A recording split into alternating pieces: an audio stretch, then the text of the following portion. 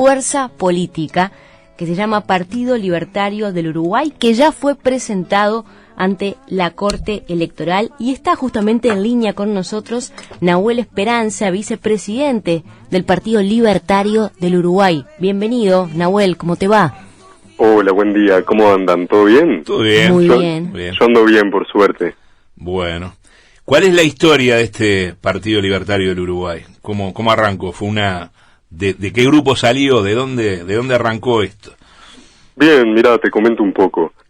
Antes que nada quiero mandar un saludo a todos los locutores del Uruguay, que hoy se está conmemorando el Día Nacional del Locutor, y quiero mandar un gran saludo a todos los locutores. Muy bien. ¿Sos locutor, cierto, Nahuel? Estoy estudiando locución, aún no soy locutor, pero ando en eso. Tenés Hacé voz camino, para eso. Claro, sí, basta. Sí. Bueno, nos sumamos Al al saludo, claro que Muy sí. bien. Bueno, les comento un poco. En verdad somos todas personas que venimos de fuera de la política, somos trabajadores, somos estudiantes, que venimos del propio movimiento libertario en Uruguay, que bueno, lleva muchos años, décadas incluso te podría decir, gente que tiene mucha más edad que yo viene militando las ideas hace décadas, y bueno, somos personas que estábamos en clubes de lectura, que estábamos en clubes de debate, y que siempre tuvimos este sentimiento en el corazón de que era necesaria una fuerza política libertaria en Uruguay. ¿Qué es ser libertario? ¿O las ideas libertarias? ¿Qué son? ¿Anarquistas? Hay sí personas que se consideran libertarios y anarquistas, sí, yo por ejemplo me considero ácrata, pero más allá de anarquismo o no anarquismo, no necesariamente ser libertario significa ser anarquista. ¿Por qué? Porque en Uruguay ha pasado que el término liberal ha perdido sentido. Hoy en día todo el mundo se considera liberal, no importa si sos de izquierda, si sos de derecha, si sos más socialista, más socialdemócrata, si tirás más a lo que se considera dentro de lo que se considera derecha, todos se consideran liberales. Ahora, libertario es una palabra que no necesariamente tiene esa connotación que a través de la historia se fue tergiversando. ¿Quiénes son los libertarios? Bueno, hay distintas gamas dentro del propio libertarismo. Están aquellos quienes se consideran liberales clásicos, que son aquellos que apuntan a que el Estado se tiene que encargar de la seguridad, la justicia, la educación y la salud. Luego están aquellos que se consideran minarquistas, que son aquellos que consideran que el Estado debe encargarse de seguridad y justicia, y sí, claramente aquellos que tienen el sentimiento más a full y a través de diversos análisis consideran que la abolición del Estado es una posibilidad, son anarquistas. Y realmente ser libertario en el contexto uruguayo implica básicamente apostar a la descentralización, a reducir el Estado y a entender que Uruguay ha atravesado un proceso en el cual el Estado ha atravesado el proceso inverso al que nosotros queremos. El Estado constantemente crece, aumentan los vínculos laborales con el Estado, aumentan las tarifas, aumentan los impuestos y básicamente estamos atravesando el proceso totalmente contrario a lo que nosotros buscamos, que es achicar el Estado, reducir los vínculos laborales con el Estado, desmonopolizar absolutamente todas las empresas públicas y bueno, apuntar a que el Estado sea más pequeño, más eficiente y se encargue de las tareas que en verdad se tiene que encargar. ¿Esto no va, este Estado más pequeño, este Estado reducido, no achica también la protección social, la asistencia social? Mira, ahí hay un tema interesante, porque en Uruguay realmente se ha vendido este discurso en el cual es necesario constantemente aumentar las ayudas sociales y eso se traduce inevitablemente en más intervencionismo, lo cual se traduce también en más acomodo dentro del Estado debido a que aumenta la capacidad de los propios políticos de manejar los fondos públicos que constantemente aumentan y esto también hace que haya mayor corrupción. Nosotros a lo que apuntamos a través de la reducción del Estado es a entender que los procesos de mercado tienen que funcionar por sí mismos, lo cual permite que haya mayor crecimiento económico, que es la verdadera ayuda social, el trabajo. Eso es lo importante. Cambiar el foco del debate, entender que lo que precisan las personas es trabajo, es salir adelante. Y como sociedad tenemos que visibilizar que realmente en las últimas décadas se ve bastante, mismo como la interferencia y el abuso del Estado ha permitido que incluso la educación se desvirtúe. Cada vez los uruguayos tenemos educación de peor calidad en muchos aspectos. En otros no necesariamente, pero vemos una tendencia histórica en la cual hemos perdido nuestro lugar internacional como país que brinda. Es correcto. Sí. Nahuel, en la educación, las diferencias en la educación, básicamente las vemos por nivel socioeconómico. Claro, nosotros a lo que apuntamos es que al crecimiento económico, a que las personas puedan tener trabajo, que es la manera en la cual las personas pueden ascender socialmente, y lo querés poner en esos términos. Ahora, ¿qué es lo que pasa cuando la asistencia social no es enfocada al trabajo? Y bueno, que se vuelve asistencialismo. Nosotros no consideramos que el asistencialismo por sí mismo esté bien. Nosotros consideramos que la estructura pública en Uruguay ha permitido que estemos en estos niveles de desempleo, que haya, bueno, tantas personas pobres, y que realmente tenemos que cambiar la forma en la cual estamos entendiendo las políticas públicas, porque este modelo no está funcionando. ¿Hablan también de, por ejemplo, reducir ministerios o reducir el gasto, como señala Milei en el caso de Argentina? Sí, por supuesto. La propuesta concreta aún de qué ministerios deberían sacarse es algo que se debe discutir en los mecanismos de democracia interna del partido, por lo cual ahora mismo no les puedo afirmar la propuesta concreta. Eso es algo que, bueno, tenemos que decidir a través de la Convención Nacional. Pero sí, por supuesto, sobra mucho Estado dentro del Uruguay. Lo podemos ver mismo en el propio Ministerio de Ambiente que crearon en este gobierno, que realmente ha servido para acomodar a un montón de gente y que ni siquiera cumple su propia función, que el propio Dinama ya cumplía antes de que se creara este propio ministerio. Lo podemos ver, por ejemplo, con los animales que entran por contrabando, que cuando se tendría que encargar el Ministerio de Ambiente, se encarga el Ministerio de Ganadería. Sí.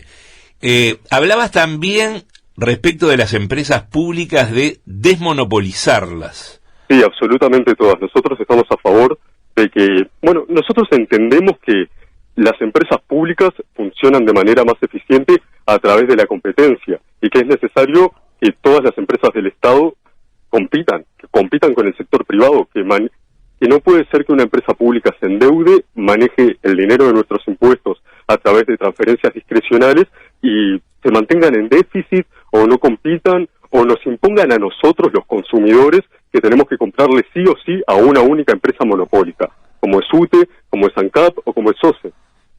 Sí. ¿Qué harían con OCE, por ejemplo?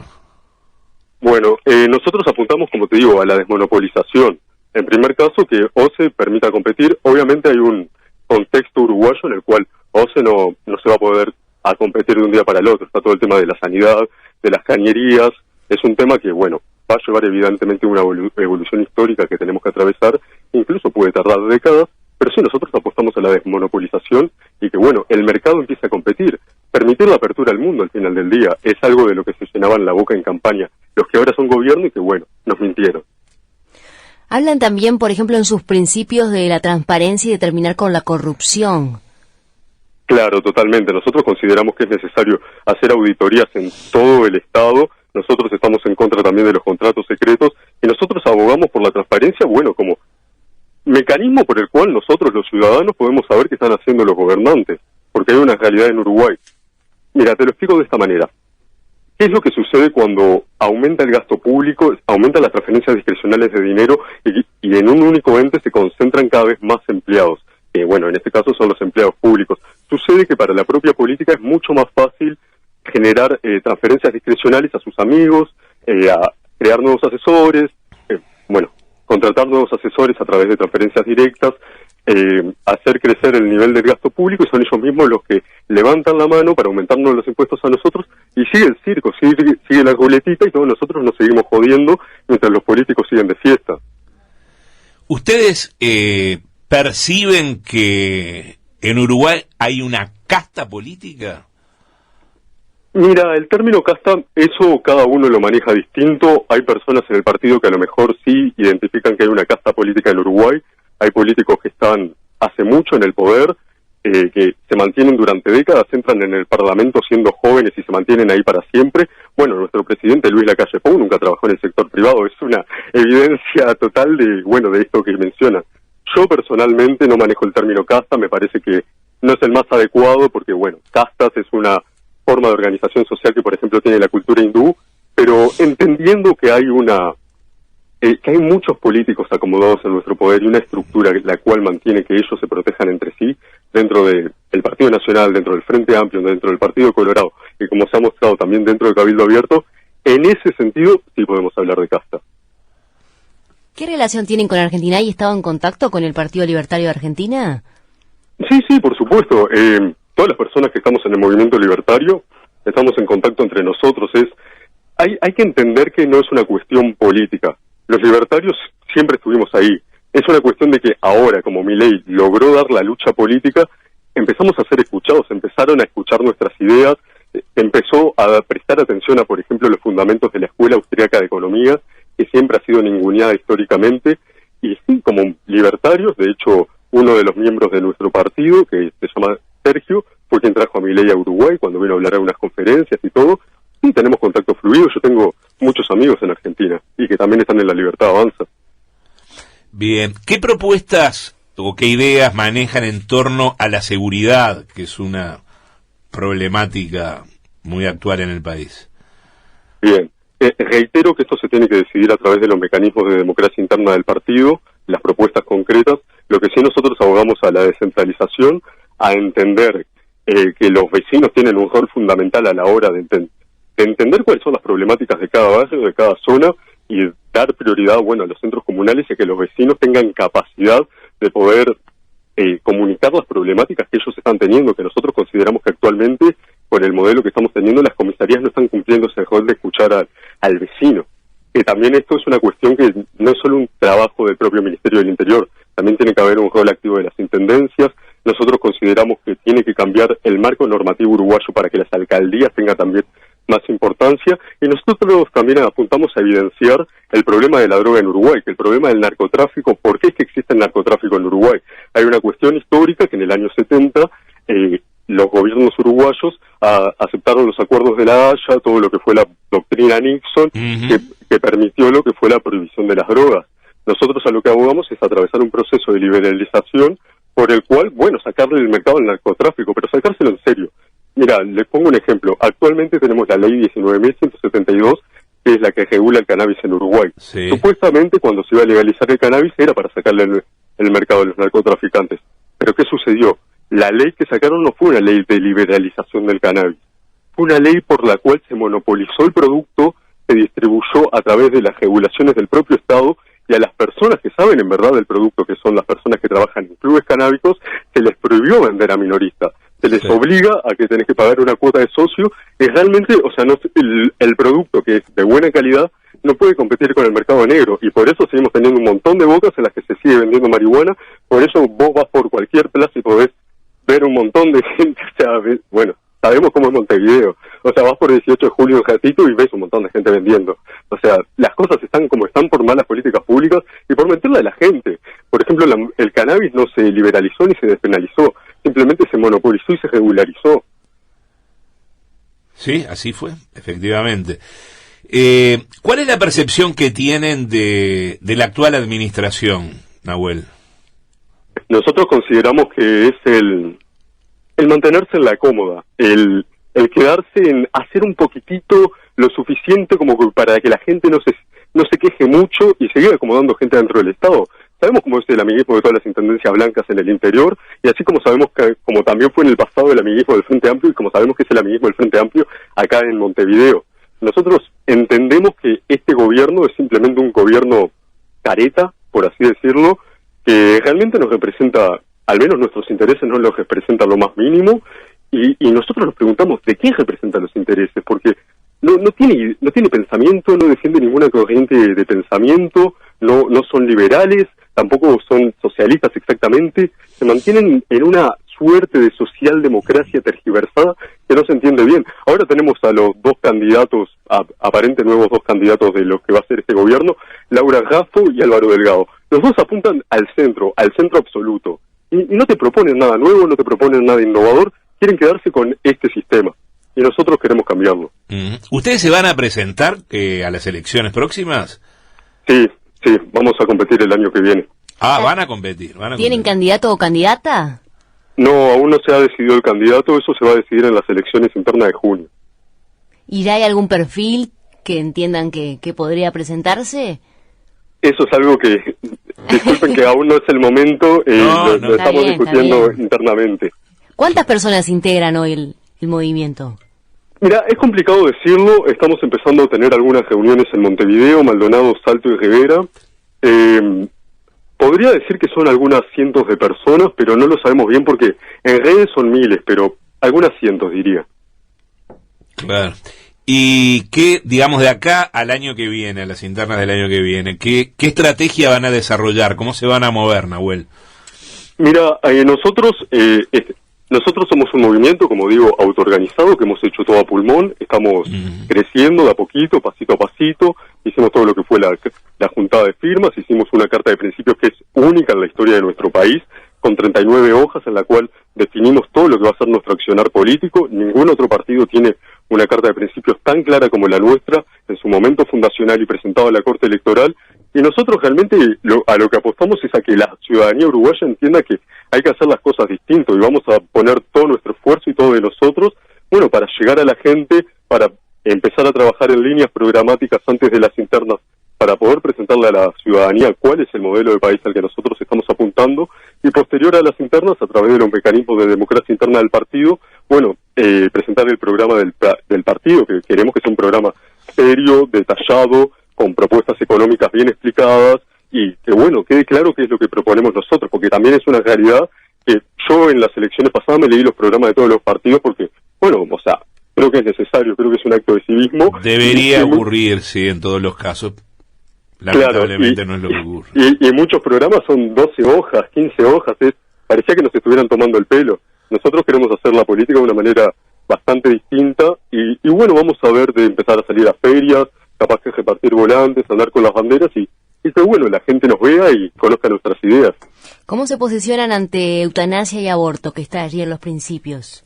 Bien, en cuanto a la eutanasia, nosotros consideramos que es el derecho de la persona a elegir, simplemente defendemos el derecho de la persona, así que eutanasia sí, y en cuanto al aborto es un debate histórico interno del liberalismo y el libertarismo que ha generado mucha polémica, mismo en la interna del partido no se llegó a un acuerdo, y por eso está establecido en los principios de nuestro partido que sobre el aborto no hay ni va a haber postura partidaria, y que es una cuestión de, bueno, cada miembro del partido.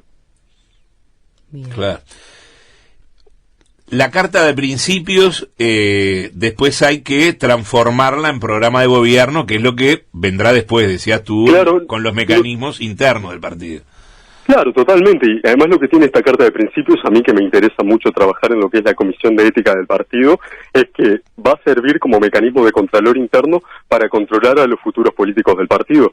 Porque sabemos cómo es la política uruguaya. A ver, nosotros somos un partido libertario fundado por libertarios, pero en el camino también nos trataron de poner la traba a algunos políticos, bueno, típicos de nuestra política, que ya vienen en la política.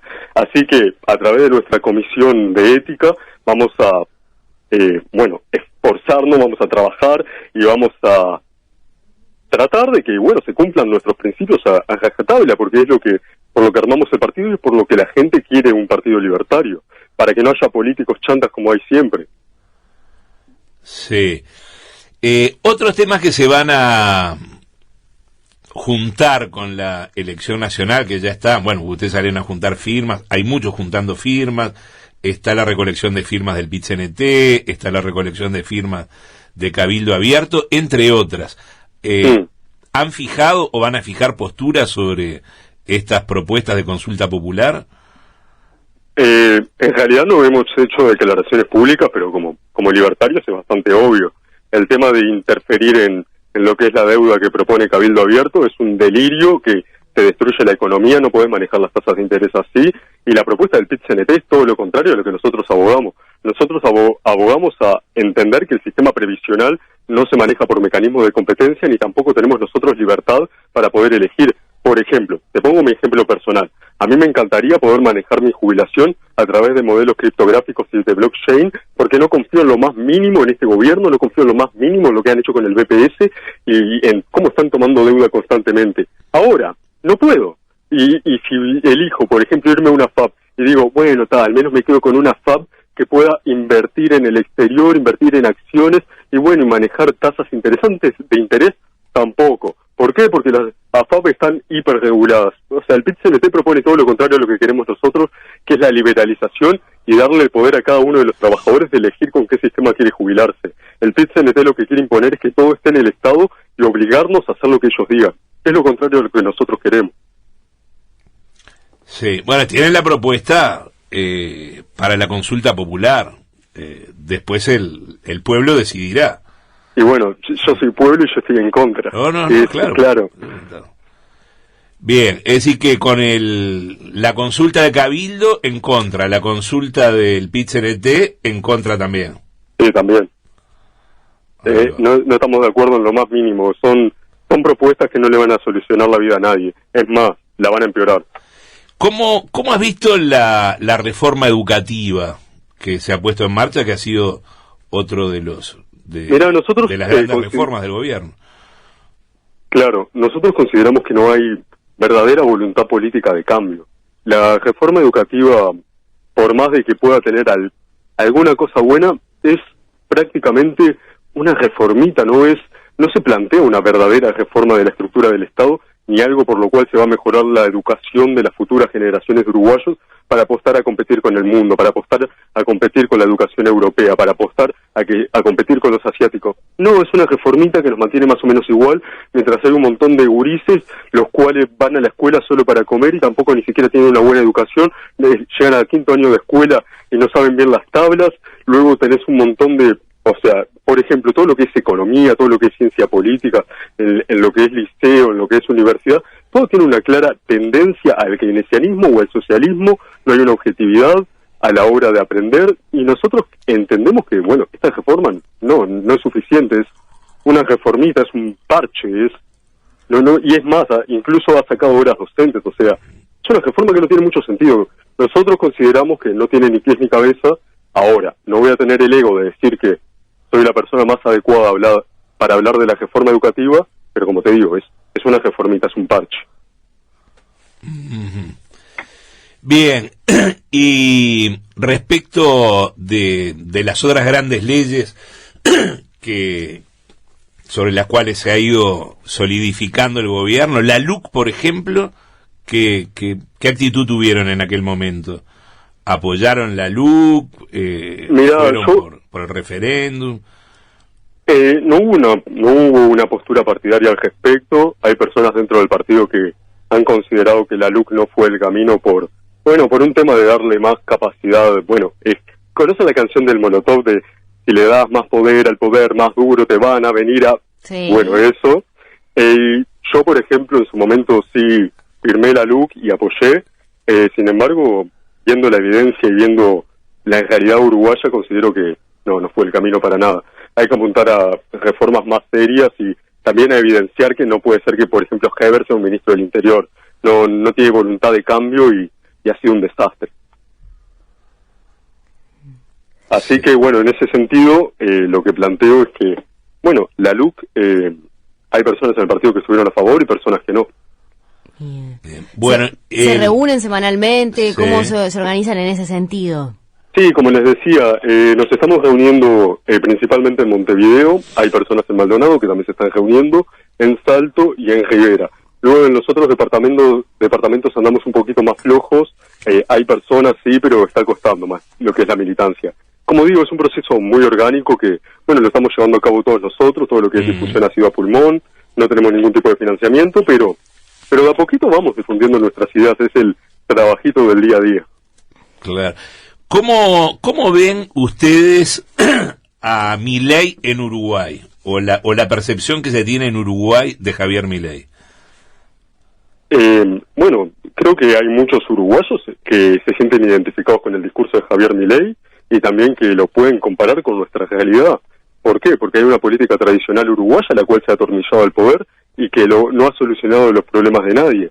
Javier Milei está en un contexto en el cual en Argentina están en una crisis económica que es muy difícil salir, y él ha presentado un plan económico a 35 años en el cual en su primer gobierno lo primero que plantea es una reforma fiscal, una reforma tributaria y también permitir la libre competencia de monedas a través de la desnacionalización del dinero. Y realmente, como libertarios obviamente vemos el fenómeno Milei, como le dicen ahora, con muy buenos ojos. ¿Por qué? Porque Milei dio voz a un montón de ideas que teníamos un montón de gente y que no estaban siendo escuchadas. Ahora, y yo creo que muchos uruguayos perfectamente se sienten identificados con el discurso de Milei, más teniendo en cuenta que no hay oposición a lo que es el Frente Amplio en Uruguay, y nosotros como libertarios somos literalmente lo antagónico al Frente Amplio. También Milei ha ido moderando algunas de las propuestas. Sí, ha ido moderando un poco su discurso. Hay personas que eso no lo ven con muy buenos ojos y, bueno, yo voy a ser honesto. A todo político hay que criticarlo. El día de mañana, si Milei hace algo mal, hay que criticarlo. La política es la que es, y si la política se come a alguien y lo mete dentro de su circo de la política, bueno, hay que ir y criticarlo. Ahora, la realidad es que el plan de gobierno de La Libertad Avanza es el que es. El plan está ahí, y el plan económico es un plan excelente. Sí, volviendo aquí a Uruguay, Nahuel, ya estamos por cerrar. Sobre el Banco Central, ¿tenés algo para decir, por ejemplo?